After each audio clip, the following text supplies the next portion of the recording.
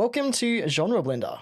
I'm Ryan, he's Kris, and we've both finally finished the massive tome that is Exodus, the Archimedes Engine by Peter F. Hamilton. So let's talk about it. Back to Books and Bevvies. This is our second ever Books and Bevvies video. So these videos are designed for Ryan and I to talk quite casually about a book that we've read together in a buddy read, which we do around once a quarter. I think we did one and then not talked about one, but we're back. We're back for Exodus. If you want to get involved in the buddy reads, by all means, come and join the Discord, where we will announce our buddy reads that we'll then do a Books and Bevvies episode on. We haven't chosen the next one yet, but it'll be shorter than this one. Please. Anything's got to be shorter than this one. Still recovering from that one, so it'll be a while. I saw your post saying that you'd finished it, and I was like, nailed it. Yes. Nailed it just in time for this episode. Yeah, literally the night before. It's like being back at school. But, yeah. And then you wrote a book report on it this morning, essentially, so we could talk about it. All right, so this is a book. And it's also a brick and a weapon and many other things. I had to go and get this from my unhaul pile, so that will tell you a little bit about my thoughts on this book. But we won't go into spoilers just yet. So I'll do a bit of an introduction to Exodus by Peter F. Hamilton. So this is a game by the same title. So I believe, the series here is the Archimedes Engine. The game is called Exodus Become the Traveler, which is what we've got here on the title. This is a duology as far as I'm aware, so the second book is coming out next year. This is written by Peter F. Hamilton, quite well known in the sci-fi, I was going to say fantasy, but no, sci-fi sphere. He's done things like the Commonwealth Saga before and has agreed to come on and do some world building for the game and also write these novels. So this was September 2024. We're getting the second one next year, and this is done by Random House Worlds, which is an imprint. They do quite a lot for video games or just worlds that can then be expanded. So they do things in like World of Warcraft, they do things in, I want to say Dungeons and Dragons as well. They've picked up Critical Role, so things like that. So very sort of game heavy as an imprint to the publishing house. I would say, correct me if I'm wrong, that this is probably hard sci-fi, bordering military sci-fi, or there's aspects of military sci-fi in here. Space opera, very space opera heavy, but solidly in the science fiction realm, as you can probably get from not only the title, but like the Become the Traveler as well. I feel like it's very sci-fi coded. So yes, and now you've got a note in here saying this is Mass Effect-esque. I don't know very much about the video game at all, so I'm going to hand over to you to do any sort of tie into video game stuff. I'll talk about Mass Effect and anything related to it, sure. So this is, I guess, where I've discovered the game, as well as the book, as a tie-in, because when it was unveiled, I think it was a couple of years ago now, a lot of the people involved are actually veterans of BioWare. So you've got like the head of the studio plus the lead writer, who is Drew Karpyshyn, who has written a whole bunch of, he's done work on Knights of the Old Republic and Mass Effect 1 and 2. So you've got these big names, and I think there's three other people that came in as well. So you've got these people that are already really invested in making something that's very similar to Mass Effect. And then you've got Peter F. Hamilton coming in and actually creating the world of the game as well, and then writing this massive book. So the whole thing was just like, definitely up my alley. And so Ryan coded. Yeah. Everything about this is exactly what I'm looking for. But, I've never actually read a book of this size in a gaming world before, so this was a bit of a new experience. I've read some Mass Effect novels, but they're quite a lot shorter. So yeah, I was curious what this would be like, and you have thoughts. Yes, and you have thoughts. So could you give us, like, I guess, an overview summary of the book without going into spoilers, and just full disclosure to anyone listening or watching out there, or watching because it's all on YouTube, this will be spoiler filled. So very few minutes of this video will be non-spoilery. Yeah, no, 100%. I think, look, let's start off with a bit of a non-spoilery summary of the book. So now we're going into the book. So we'll leave the game aside for a moment. We'll come back to that later. But essentially, Exodus, the Archimedes Engine, so the book itself, so it tells the story of basically human evolution over 40,000 years into the future. So humans have arrived in the Centauri cluster on these massive arc ships because I guess they were leaving Earth. Earth is dying, or basically over time the first people that arrived in the Centauri cluster become what is now known as the Celestials. And they are very technologically and genetically advanced people. There's no aliens in this world. They're humans. They've just become something else from humans. So that's all very interesting as well. But basically, many thousands of years later, they've got this established hierarchical society. And these other humans are still arriving in these arc ships. And basically, society has moved on without them, right? So they're still arriving and things look quite different. But we're introduced to various characters' perspectives along the way. So the main protagonist, I suppose, although that's a bit of a question mark, but the main character of the book is Finn, Finbar, who's a young Uranic human. He feels suffocated by his family life and the privilege that his family has, and he just wants to get out and sort of branch out on his own. And the Uranics are basically like human royalty. So they're like they're second class citizens to these Celestials, but they're still humans. But they're considered higher up than just regular humans. And then Finn gets caught up in the arrival of another arc ship, and we're introduced to Josias and Ellie, who are on board that arc ship, and they're looking for a world to settle on. And then we're introduced to these other characters. There's Terrence, who's like a young detective who's investigating some strange stuff going on.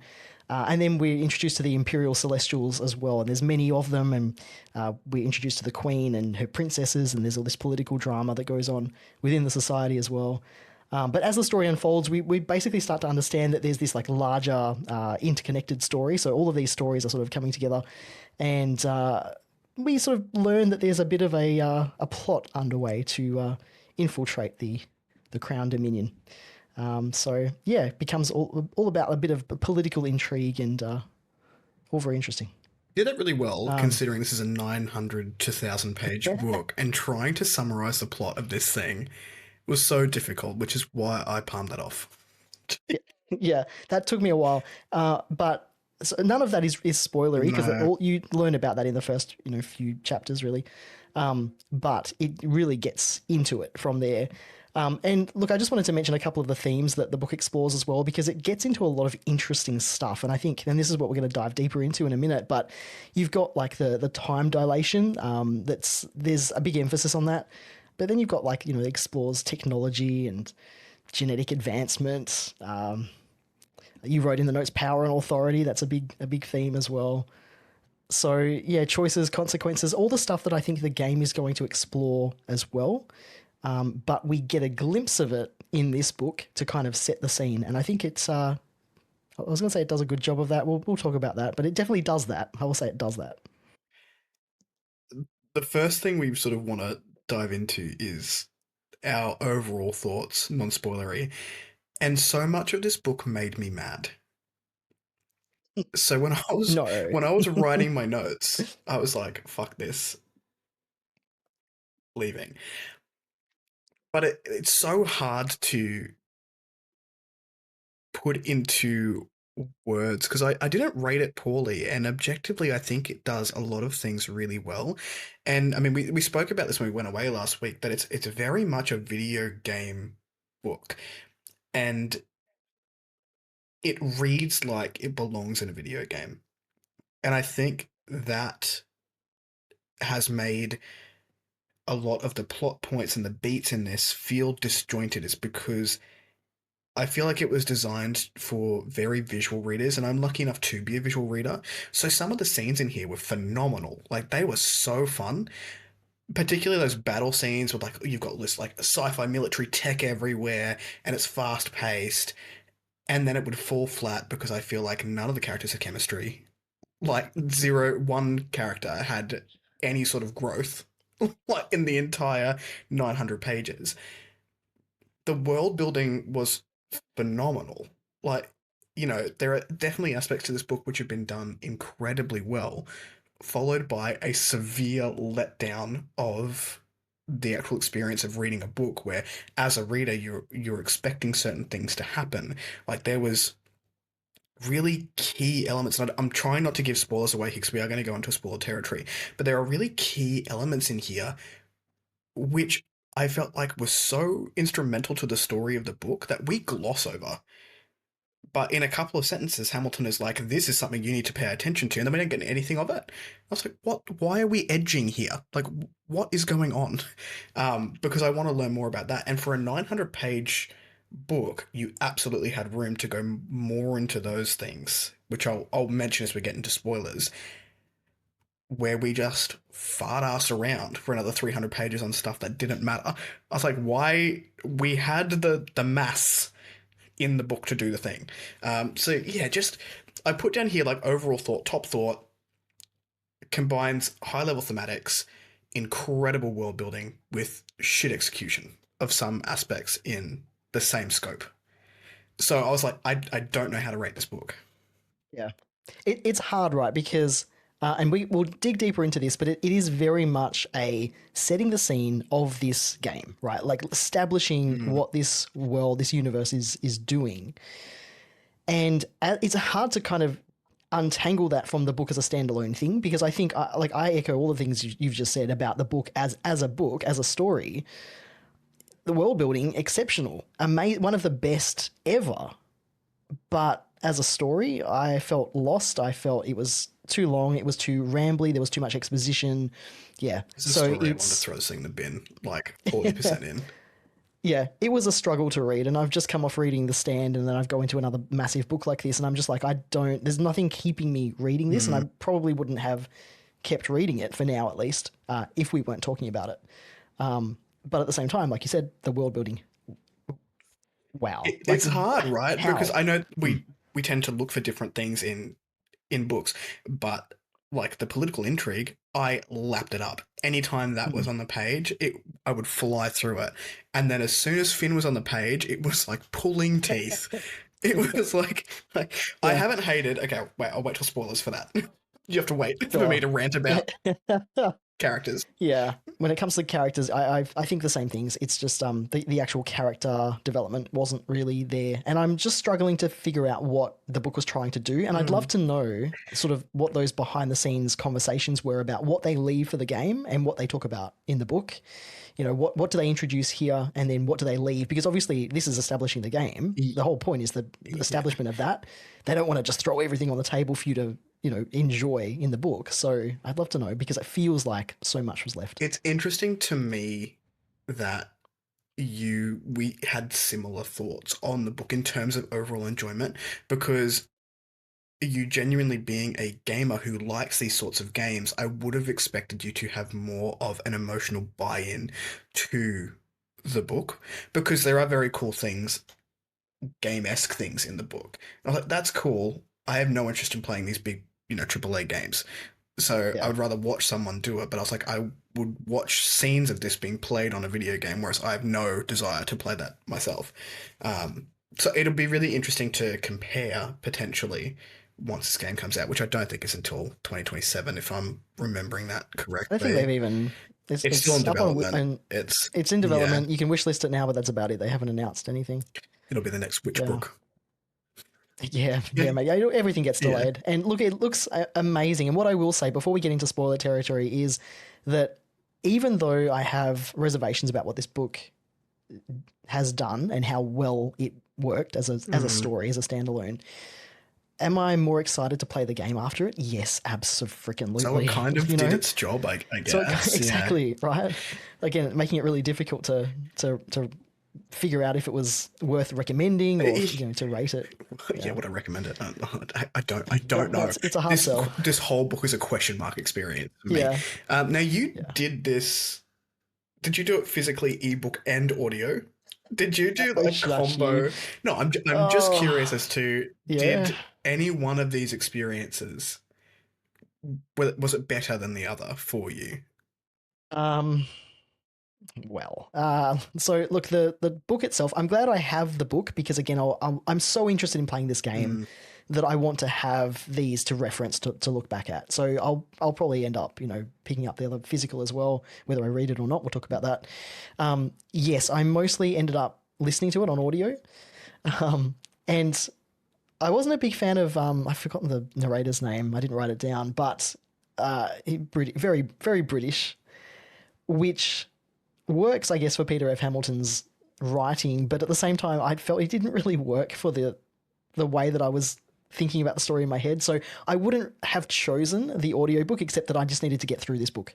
It was the only way I was going to do it. So, but ebook is, I think, the way to go for something like this. So that's the one I would recommend for most people. It's interesting because like the book is heavy, like just Really logistically, a weapon.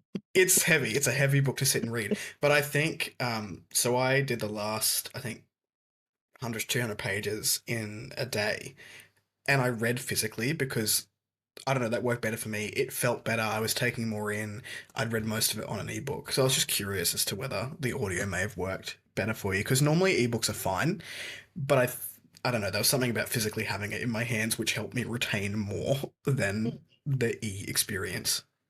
Yeah, interesting. I was going back and rereading parts just to make sure I understood what happened. There's a lot of that I find because there's just so much that went on. But the beginning, there is like it's not a glossary. What do they call it? With a character list at the very beginning. So there are things that you might, whatever it's called. yeah, and I think there's like terminology and stuff. So I like the ebook for being able to look that stuff up, and that's why I don't really recommend the audio unless you are that way inclined, just because there's so much you might want to go back. But Isn't that funny? yeah, I like physical books for the same thing because I can follow yeah, back to the yeah. glossaries and stuff. I usually don't do audio for sci-fi. Very rarely.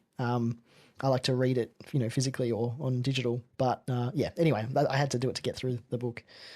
Right. So shall we? Shall we? Shall we? This is your spoiler warning, team.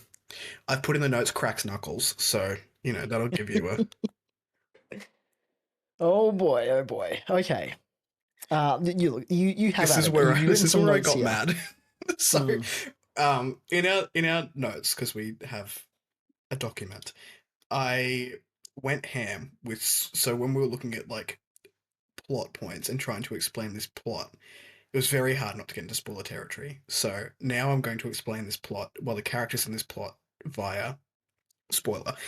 I will say, if you are interested in reading this book, going into it, if you can, try and separate in your brain. There are 3 separate stories happening in this book that are all convoluted in timeline. I think that's where I got lost a lot, was the time dilation. Very cool concept, very sci-fi concept. I love seeing the consequences of that when they came back. I wanted more of that because I feel like it was glossed over.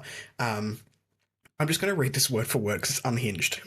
Please. So, Finn, character and company, whoever the fuck else was with Finn and Ellie. By the way, this is what I was going to say before. I have not hated a couple more than Vin and Ellen from Mistborn than I hated Finn and Ellie. I was like, what are we doing? He's obviously a dipshit. Leave him. You are so much more intelligent than this asshole. Anyway, we're a product of our experiences. Leaving that alone, zero chemistry. Stupid. Agreed. Finn and Co. wants a break from his very privileged life. He feels suffocated. We went under that. And he was like, I actually don't like being cared for and catered to. I'm going to go get an arc ship. I don't know how to do that. And then one just falls in his lap and he's like, sick. That's it for me. Peace. I will be using your money. Finn's story in a nutshell. Yep. And then I've got Celestials think humans are helpful cattle, but beyond that, they're just preoccupied with themselves and their own power. Fair enough. This is actually legitimately interesting as a storyline. Let the Hunger Games of the powerful begin. Oh, wait. Humans are taking some of their power back? Absolutely fucking not. The story of the Celestials in a nutshell. And then I have Thyra equals Queen Bee, and I'm so damaged I would bow to her. Nice. I like True. that. There's a character in this book called Josias, and I was like, he was busy self-filleting for 300 pages of this book. That's all you need to know about Josias. Yeah, that's him. He got a little bit more interesting anyway. towards the very end, where you get more of his thought process. But I was like, the thing that annoyed me about this particular character story is that we are only told this dude is smart.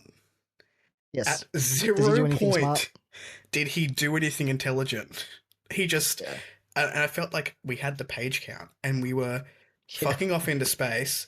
Josias was I don't know, doing some shit, and by the time we came back, Josiah had done this wonderful thing, and I was like, okay, but it would have been so much more interesting to see those consequences and give him a proper Yeah. POV, even if we didn't like him.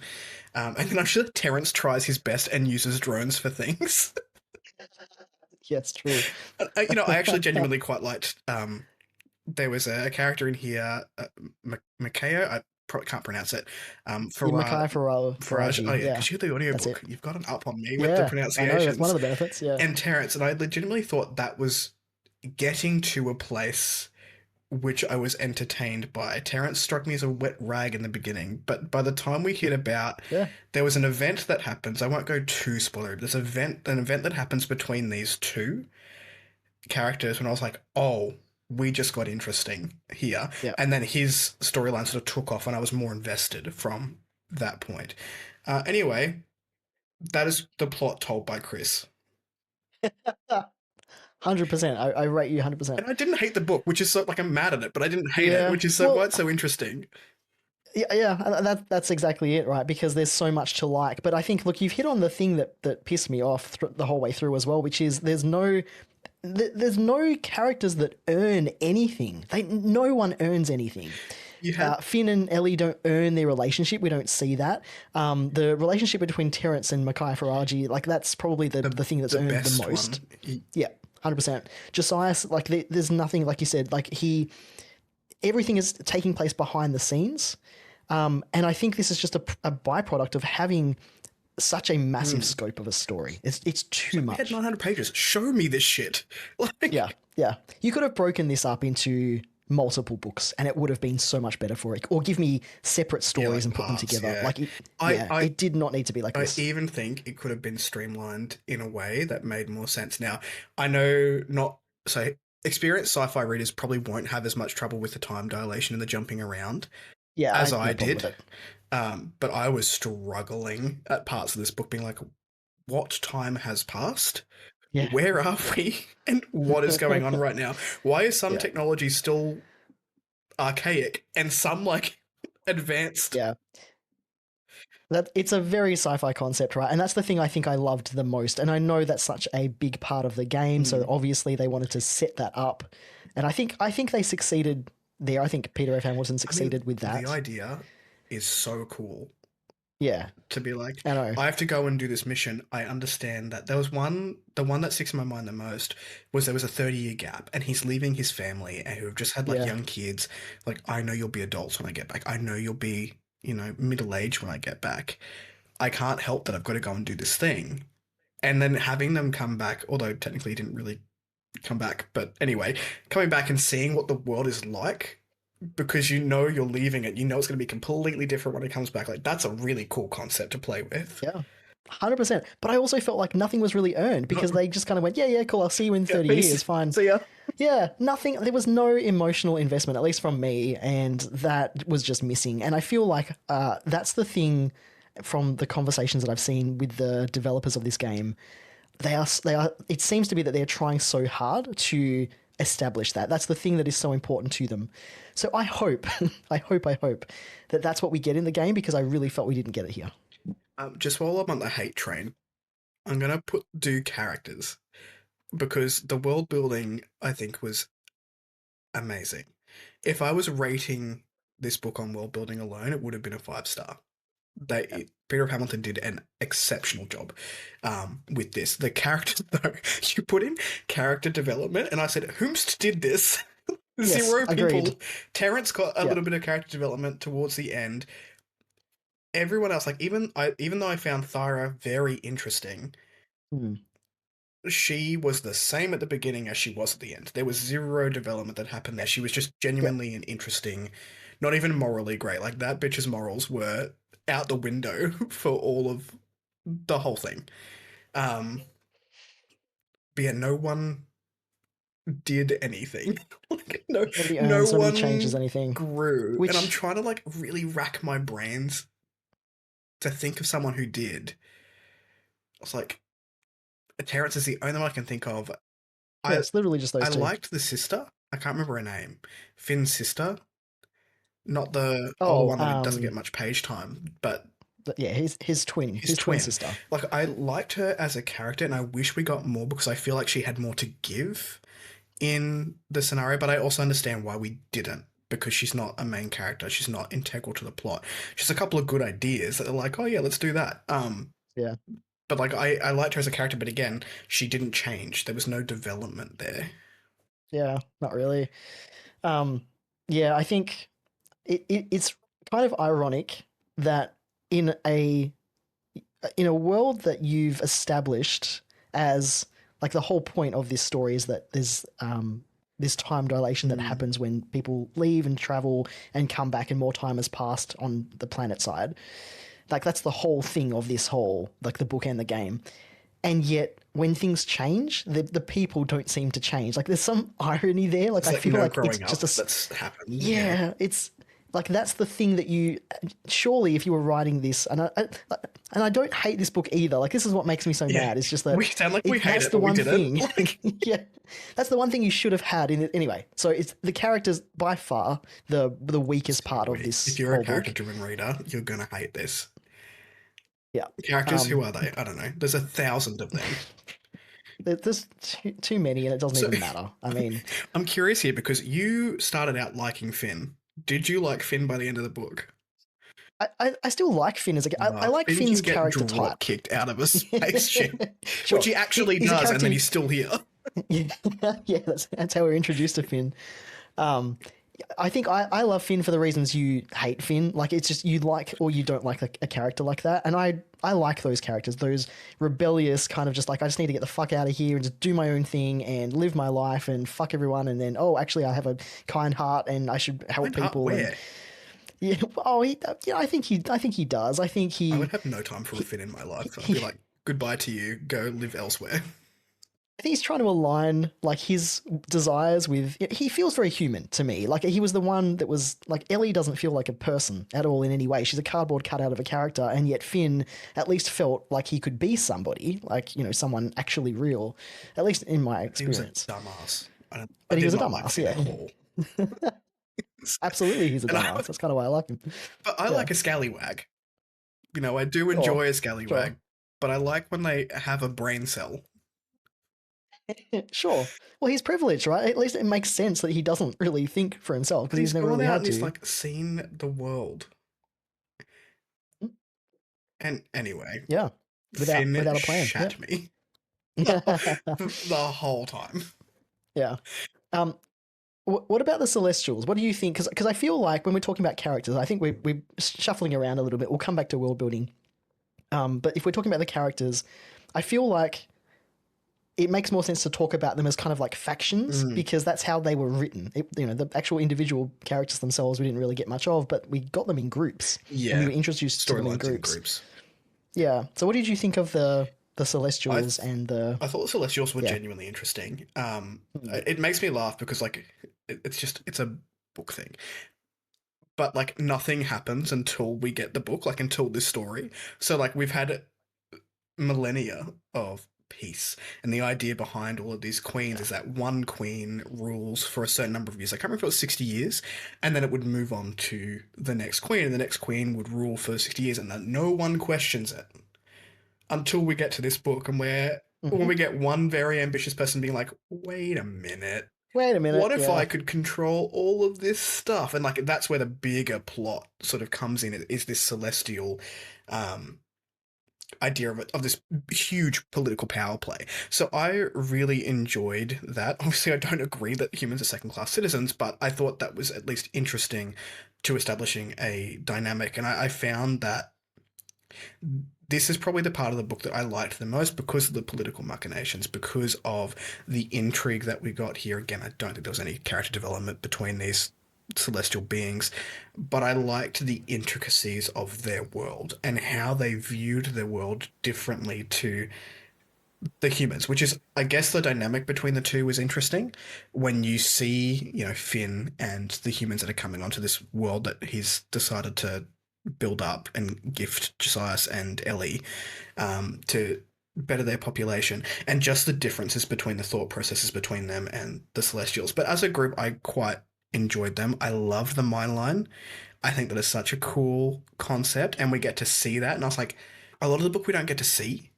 It's all done, but the mind line we did get to see. I was like, yes, Yeah. more of that. That was good. Yeah.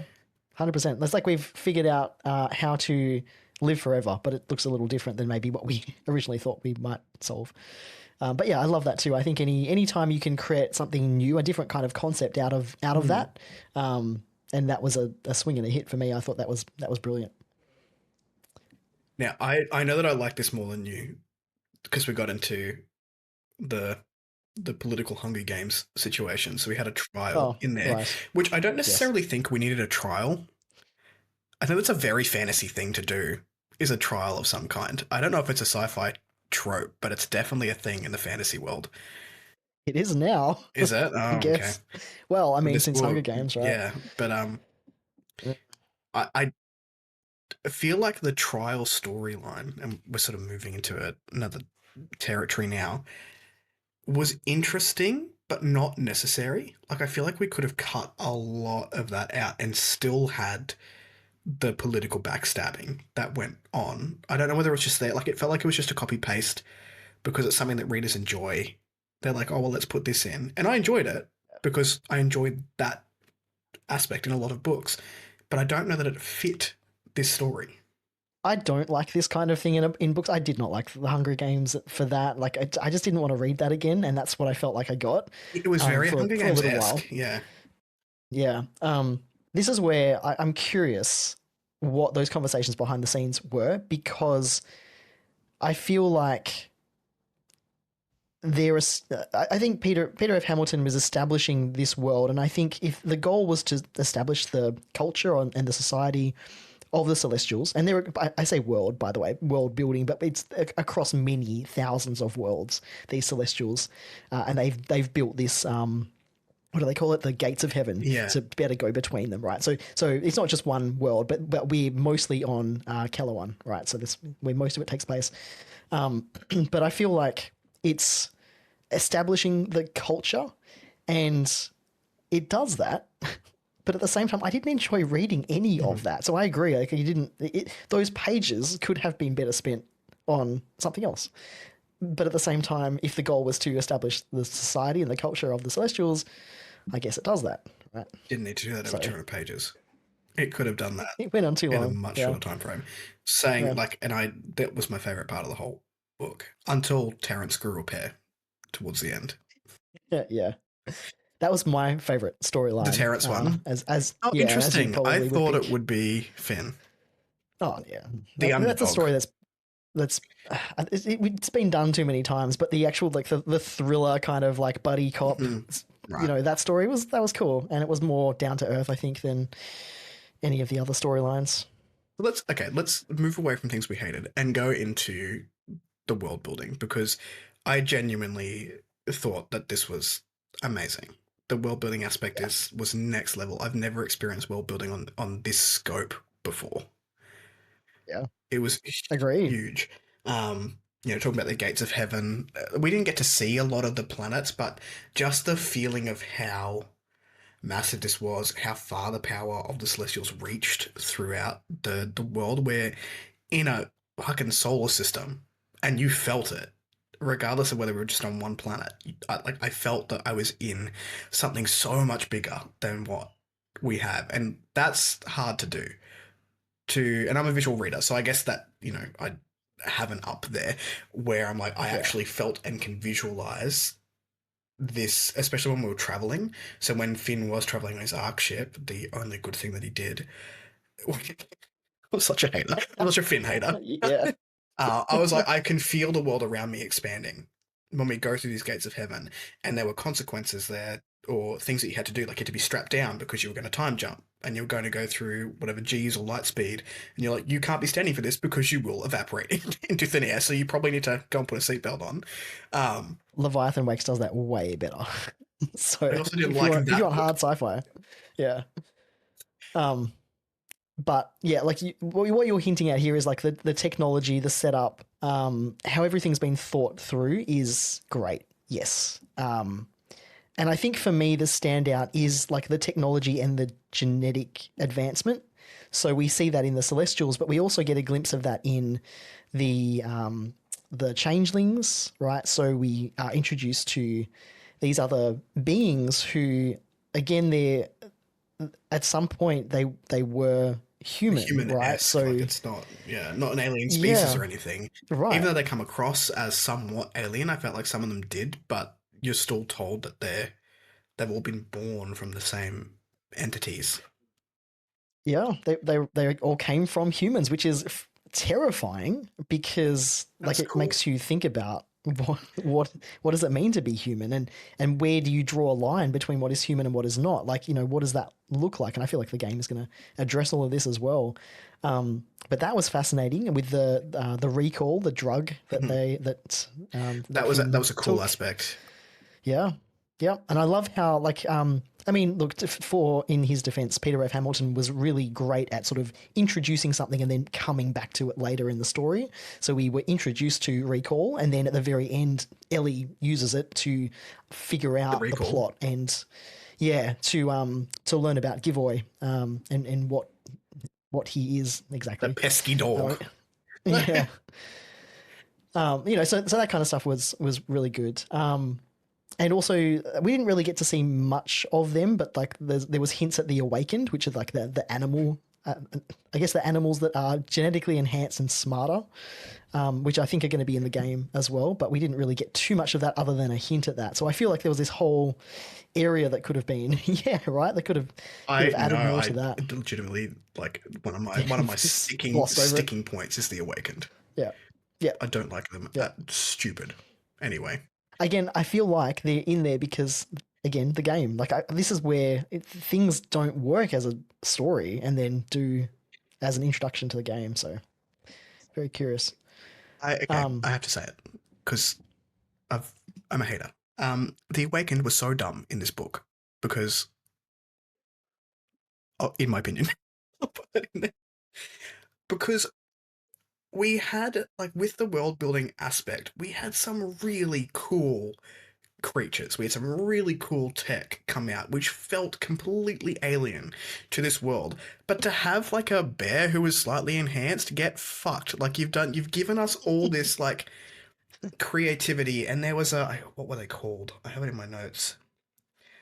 The Grislamia, which were these like distorted spider things, and they were like based on animals, but they've taken creative liberties there, and they were the size of elephants, and they were like wandering in the dark, and they're really fast. And I was like, holy shit, yeah, yes, that. And then like an awakened koala or some shit, and I was like, fuck off with your yeah, awakened animal. Give me more of that. yeah, Like yeah. such creativity with such lackluster storytelling. It was just glossed over because again, it's introducing too many things. Just like here's a thing, here's a thing, here's a If you're gonna thing, be but we're sci-fi, not be gonna. sci-fi. What? Yeah, it just I needed to don't need be an awakened dog. less. I don't give. I am fuck. Those are in the game and cats as well. Apparently, I'm so You know excited. what? That's a stupid. Anyway, But there's also like they call them Andes, like the androids, the robot esque service, you know, humanoid like robots. So you can have someone carry stuff for you. Like stuff like that was kind of cool that they just introduced that. But I think the thing that was most interesting to me was that what was his palm interface thing called that he communicates with? It's got a name, and that was part of him being not like, what was he, Uranic? Yeah, Uranic, that was yeah, part of his abilities. So he was more than a yeah. human. He was able to do, I don't know, he could some Yeah, it sci-fi can shit. interface with Like things. is what that was Sci-fi that I shit, glossed over. exactly, 100%. But the live stone stuff, like that stuff is cool. Again, I think See, I it's found that intended was to quite be that was quite fantasy coded. The Lodestone yeah, manipulation. Yeah. 100%. But it harkens back to like, yeah, I mean, the whole time I was reading it, I was like, the famous quote by Arthur C. Clarke, which is like, something that's I did write it down because I always get it wrong. Any sufficiently advanced technology is indistinguishable from Mm. magic, and that was his whole book, right? Like it's skirting that line, and I think it did that. Um, But yeah, I mean, the technology is cool. I think the body modification that it's hinted at, the way that people were disguised through like surgical implants and changes and things like that was cool. Um, I felt like everything, technologically speaking, at least served a purpose, and it was returned back There to was in the some story, very so it cool. There earned. was some very cool tech in here. I Yeah, like the ghosts. The yeah, ghosts aren't necessarily something new that's been done. I feel like we have a variation of ghost in a lot of sci-fi TV shows, movies. Like it felt very yeah, familiar as a sci-fi concept to have this weaponry that was machine based. But I think that's a nice throw to the genre as a whole, is those sort of things.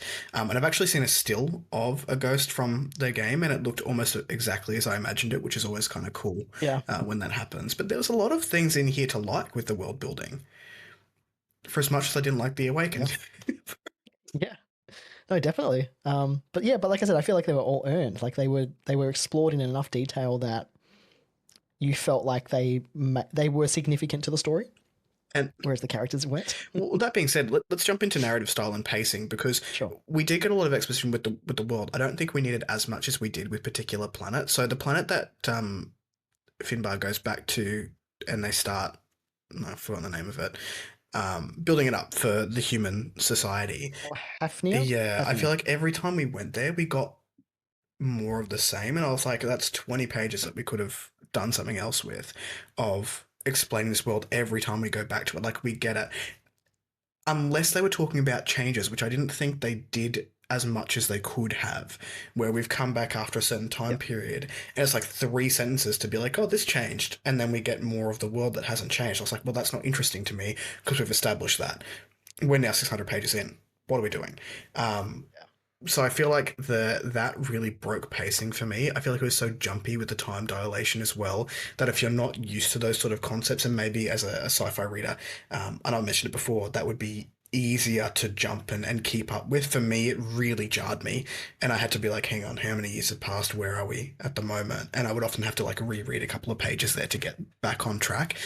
I also feel like there was like meandering at certain points, and then some Same. things were completely glossed over where I wanted more from them. Hmm. So yeah, the narrative style in terms of pacing, I felt was quite choppy and could have been Yeah. streamlined a bit better. Yeah, I agree. I think along with the characters, the pacing was the big It, no I no. feel like pacing is always a risk with a big book, though, Sure. because you Yeah. Well, can. I wouldn't normally know, but Yeah, I guess I've learned but then that. you've also read The Stand as well, which is quite slow paced. Like it's a very Yeah. slow paced book, but what that's doing is slice of life, whereas this didn't have a Yeah. lot of slice of life to it. We're always moving, we're always doing something else, so you didn't really get to sit anywhere and think about it. It was wait. Yep. We're now going to a different POV, and then we had like the trials were quite fast paced. All the battles were very fast paced. I will say the battles were done well, as someone who doesn't love battles, I feel like it had enough pages. I got enough out of those battles where I could see it, feel it, but it didn't stay there too long. I'll agree with that, but I will say, as not so much of a visual reader, I struggled with Mm, the actual okay. action There's a lot scenes. of moving parts. Yeah. Yeah, I felt like they were very just all over the place. I was struggling to keep up with what was going on, and I think it was when you mentioned it before, because it was such a shift from the political Mm, drama stuff that's going on, and then all of a sudden they're in an action combat zone. it felt It very was such a jarring. tone shift. Yeah. Yeah, yeah. I You've got here character and dialogue as well. I think a lot of that dialogue could have been cut. There was a There was a lot. lot of I was actually like surprised. anytime Finn and Ellie were talking, it's like shut up. they they were just like cardboard cutout conversations, like just They copy weren't even paste. interesting. Like I Nah, don't mind some, conversations that you've had in your own lives before, but it wasn't even like, it didn't feel human. It didn't feel like, it felt so inauthentic and dry, yeah, and they were having relationship issues towards the end of the book, and I was like, this is a snooze fest. What am I? yeah. You haven't You earned your haven't relationship issues. Why are we Yeah, having we issues?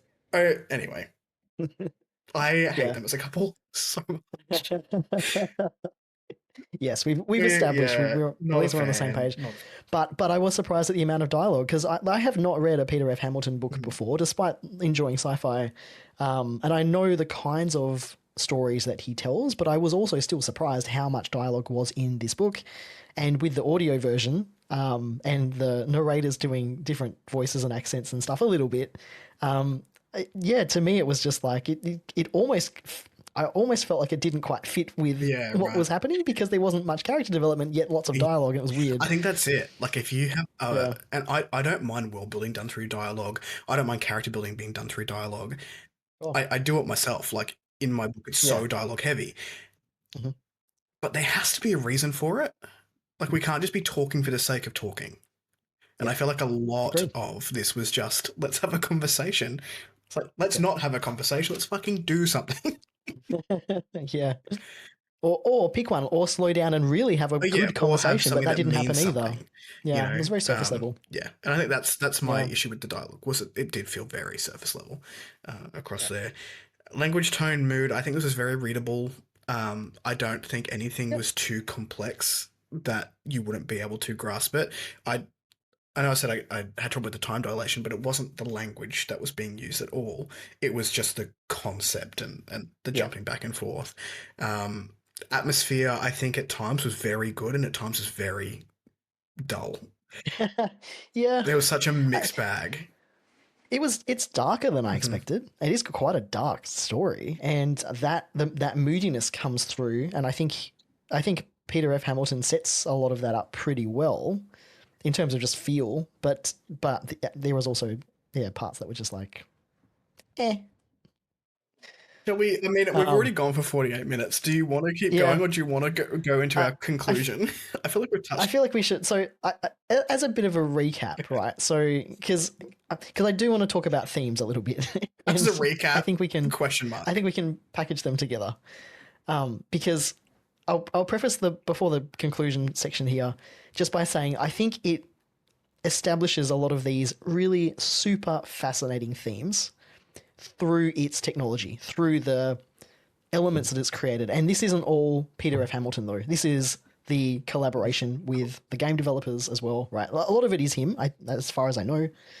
But it tackles these big concepts that are kind of like relevant right now, like technology and like body modification and what is acceptable, what can we do in terms of advancing ourselves as individuals, what is okay, what is socially acceptable, how does that divide societies, that kind of stuff is all super interesting. But I think also like the fact that there's such this big emphasis on choices and consequences, which again is a big game element from the RPG decisions you get to make, and like history repeating. I did find And I feel like that's a story right now that's so relevant. I did find that quite interesting because I mean this is a theme that has been done, many a time, and I don't think it'll ever get less interesting than it is because you're right, we are seeing things happen in the Yeah. world now which we were like, haven't we moved on from this? Haven't we done this before? And I'm Hmm. sure in another, whatever it's been now, just trying to quick math, 80 years since the last time we had to deal with something like this. Um, in 80 years' time, we're going to be on the same thing. You and I will be long gone before it happens, but like, will the next generation have to deal with this shit again? And that in itself is such a human aspect because humans as a species do vie for hierarchy, we vie for control, we vie for all of these things, which then fall into this pattern regardless of the learnings that we've had. And maybe we can do it better, but we do have a really bad habit of just going, Yeah. it was a bad idea that one time. What if we try it again, but do it better? Or just have really short memories Yeah, about it, which is really interesting when you bring in the concept of the mind line, yeah, and yet it still yeah. happens. Like, this. You What does have that say? zero excuse. One thing I do want to say, and I think this may be done on purpose because of the game element, was I found that there were things in the story, not so much theme related, but sorry, I forgot to mention it earlier, that were very interesting, that were really just skimmed over. And I think I mentioned it right at Yeah. the beginning. So we had this concept of the Marayama, which sound Mm. terrifying. Yeah. And because you mentioned before that Hamilton had this ability to introduce a concept and then come back. And I felt like we were being spit fed the Marayama Yeah. after their Yes. initial, introduction. Like, that's interesting. I want to know more about that. But like, we just got nothing for a couple of hundred pages. And they're like, remember that thing though? A couple of hundred pages, nothing. and then right at the Yeah, end, but this thing, don't forget about this thing. I 100%. was like, I hope I get more of that. If I read book 2 and there's no Mariama, I will be putting them in the bin. Yeah. So this is part of like I know for sure this is something that is explored in the game, and I really when I read that agreed 100%. I just felt like you've glossed over this intentionally, and it makes me mad. That shat me. I think it might be. And Yeah, also I the know. Navy. Like those two concepts, Yes. because it's like you're drip fed, these are important, Yeah. but Yep. there is But show me. zero. Yeah, but show me. Yeah, it's Particularly just for people exposition. who like are just going to read, like me. I'm genuinely interested in video game books, but I don't necessarily want to play the games. I was like, Yeah. I'm just going to miss this whole thing if I don't play the game, but I have no interest in playing the game. Yeah, I don't know. That really shat me as a reader. Yeah. Yeah, I agree. It's this problem that all video game tie-in novels have to some capacity, and this one it showed its weaknesses in that regard. But yeah, I mean, who knows if it'll be in the second one? I'm assuming so as well, but who knows? I did have in my notes, not this note, I was like, I hope we get more of that, because that felt like legitimate good storyline conflict as Yeah. opposed to the stuff Yeah. that we had been Yeah. fed. And they're the big bad, They're right? the So big kind of bad. like in Mass Effect, you've got the Reapers. I feel like the Mariama are kind of the big bad of this universe. No idea. Yeah, and it just glossed right over. But also worth noting is that there's many other celestial factions, yeah. or whatever they call them. So there's the Crown Dominion, which we explored in this story. The Mariama's another one, but there's like 10 others, and some of them were mentioned by name, but some of them weren't. And again, we'll be exploring them probably, I would assume, in the game. But I feel like it was just this constant struggle of just like, how much do we put in this book? And I don't know, I feel like some of it was just, what's the point in mentioning it if you're not going to explore it at Give all? me something, man. Yeah. Hamilton, come Yeah. on. All right. Look, hopefully we haven't confused anyone watching this. I'm sure they're all confused. We're confused about this book and where we stand on it. We've got a recap of strengths and weaknesses. Give me one strength and one weakness and try and keep it to that from the book, in your opinion. Yeah. Weakness, definitely the character development just wasn't there. Strength, definitely the world building, the technology. I think it's as easy as that for me. Does that agree? Have you Yeah. gone over your problem with the book? No, Your not one- yet. Okay, So, okay. I haven't heard this yet. This note came in this morning. yeah, I haven't shared this with Chris, but and you kind of hinted at it at the beginning, essentially. But I guess it goes beyond that. But I guess for me, right, there's one major issue with this whole story, and not just the book. This would be for the game as well, which is because we're looking at such a long expanse of time. So we're looking at literally 40,000 years from the first Ark ship leaving Earth as we know it right now, like our Earth, to the present day. And it's hard to explain that with time dilation because that all changes as well. But like that's the amount of time we're looking at, right? So humans who have become celestials, that's a long span of time, and they've established this society so that they don't let anything change. So there's no technological advancements that are allowed to be had, which is why they are able to control society, right? And all of that. So I get all of that, but at the same time, that is such a long expanse of time for you to be able to control all of that. Like I think humans are the one predictable thing about humans is that we're unpredictable. Something will happen. Things will, someone will do something. And you mentioned kind of like it's a very story thing where suddenly now the change is because we have this story to tell. One person makes a change or has an idea, and everything falls apart. So it's hard to suspend disbelief. But the other part of that is there was no, and correct me if I'm wrong, because I could have, completely just glossed over this as well, but I don't think so, which is there's no mention of any challenges or anything to do with like language and communication within I can't remember. any of it. Like if you were going to leave Earth today and go 40,000 years into the future, language is not going to look the same. It's just not. People aren't going to talk the same. Are they going to talk at all? Maybe they communicate telepathically completely. Like it's just not something that I couldn't suspend disbelief. Like there's a reason that Star Trek has the universal translator. Like it solves that problem because every species has to have its own way of communicating.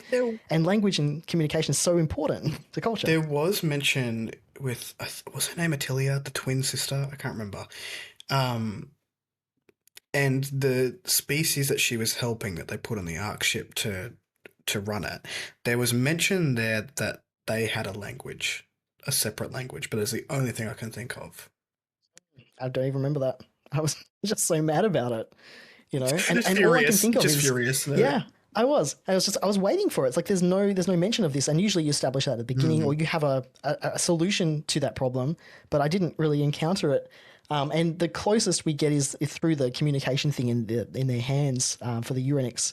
And they've got like a neural Yeah. interface, so that is a thing. But they still speak, as far as I can tell, Yeah, they still with speak. their voices.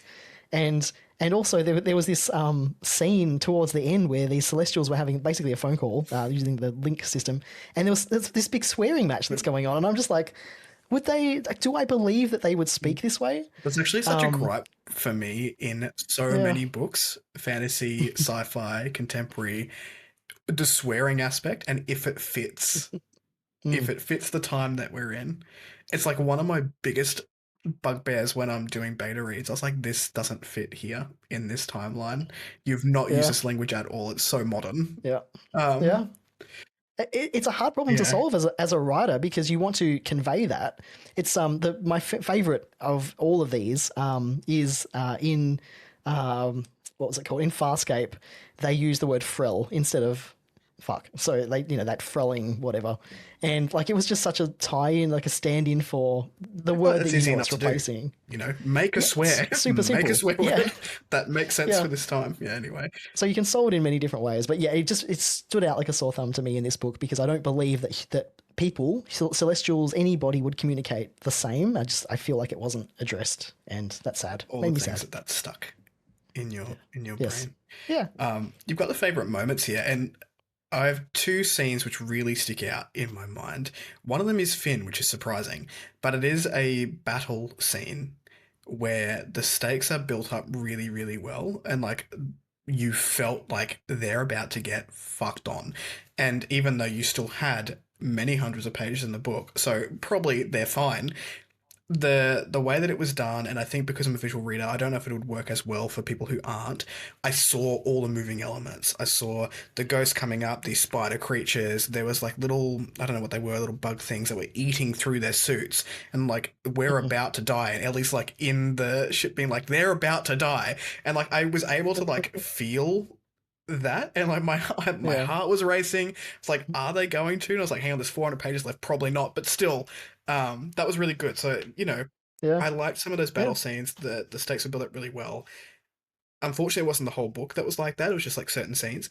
And the other one is the thing that happened between Mikhail, whatever his name is, Farage, and Terrence. And once that storyline took off, and I think that was around the 60 to 65% mark, where we got this big reveal, and it's a real sudden panic for one of the characters. That was really good. And again, that was like one of those things I'm like, whoa, okay, Hamilton can write. Like, I'm very invested in what's happening right now. Then my least favorite thing was everything else. Like, there were really good parts of this book, and that's why it's so hard to Oh, talk about it in this way, is because I hated lots of it, but I also really liked lots of it. yeah. I suppose you're going to get that Yeah. with 900 pages, right? You're going to like some stuff and not like other stuff. I guess I don't know. Well, I think you just hit the nail on the head though, which is Peter F. Hamilton can write. He can write really 100%. freaking well, and yet there was just it just makes you so mad when it's So just much nonsense. Yeah, look, I'm going to echo most of what you said anyway. I think there were a couple standouts. I think King's Nest was kind of an interesting place. I don't even know if that's in the game. I have no idea. I think the Ovar, the big bugs, the crawly bugs and the riders, and that is something that is in the game. So they've obviously established it for that reason. And I went on the webpage and I had a look to read about them. I think there's like an unofficial wiki that I'll link to in the description. Terrifying because. Oh yeah, that's what I mean. They did some really cool things with creatures. Yeah, The Awakened is stupid. Anyway, we know what I feel about The Awakened at this point. Yeah, and I agree. Everything else, the character development, just anyway. But we're not going to get into that again. Yeah. All right. So my rating, I think I ended up giving this a 3.5, but a low 3.5, where I would round up that score to a 4. I've rounded down to a 3, which is still, I guess, above average, but it's one of those situations where the things I liked about this book I really liked. Like I could see the creativity, I could see the battle elements, I could see the world building, and I'm a world building driven reader, so that's always going to be, huge for me. But then the things I didn't like, I docked a whole star just for Finn because he shat me Wow. so much. And then, like, yeah, it was really hard to put a rating on this. So now that we've talked about it, probably more a three for my tastes. And it's difficult because, like, even with Leviathan Wakes, I was like, at least that was entertaining. The pacing was good. This one, the pacing wasn't good. Like, it's, yeah, just interesting. Yeah. Yeah, I don't rate books, but I would recommend it for two groups of people. One, if you're interested in the game, of course, Mm. that's why I read it, and I think it serves its purpose. And I'm glad I read it, even though it was a slog to get through. But also, if you're interested in world building, like if that's what you're interested in, or if you're trying to get better at writing, and world building in your own work, this is a It's very way to, good. look at what Yeah, it's works. very Yeah. good. So, but for just a casual reader, even if you like science fiction, I don't know if I could really recommend it. It's just it was a It's lot. probably the hardest book I've read to think about a rating or a Yeah. recommendation. Yeah. Are you going to pick up the next one? You mentioned that maybe not. Still don't know Yeah, same. because I would like to again because I'm so invested Mm, in this game. I'm so excited about this game that's coming out. I'm as excited as I was for like the second Mass Effect. It's the I guess all the interviews with the developers, especially, like they're so passionate about what they're making, and I feel that, and some of these ideas and concepts are just so fascinating that for that reason alone, I probably will. But I'm not going to go rush to do it. I'll probably just do it right at the end before the game comes out. I don't think you should. my knee jerk reaction is I don't. It's took me 6 weeks to read. Yeah, that's a I long time don't for want you. another. I think because I also did Malazan this year. Like I finished Yeah. Malazan, and each of those books took me about 6 weeks to read. I was like, I'm so done with big books, Yep. and I'm so Mhm. done with like how frustrated I am at this book. I don't know that it's good for my mental health to go and read the next Yeah. one. But at the same time, maybe you read it. You tell me if the Maruyama are in there enough for me to care. Sure. And if they are, then I'll care. I can't do 600 pages of Finn again. No, no, thank you. Well, maybe he'll take a backseat in the story, but who knows? I don't Who think knows? so. I think we have I don't more of him either. and Ellie. Oh boy. I mean, Uh, that was Exodus. yeah. So look, let us know if have you read it? Like, what was everyone else's thoughts on the book? Did you enjoy it? What worked for you? What didn't? We'd love to hear everyone else's opinions and discussion points. So do let us know in the comments. But yeah, give us a thumbs up if you liked the video. Subscribe for more.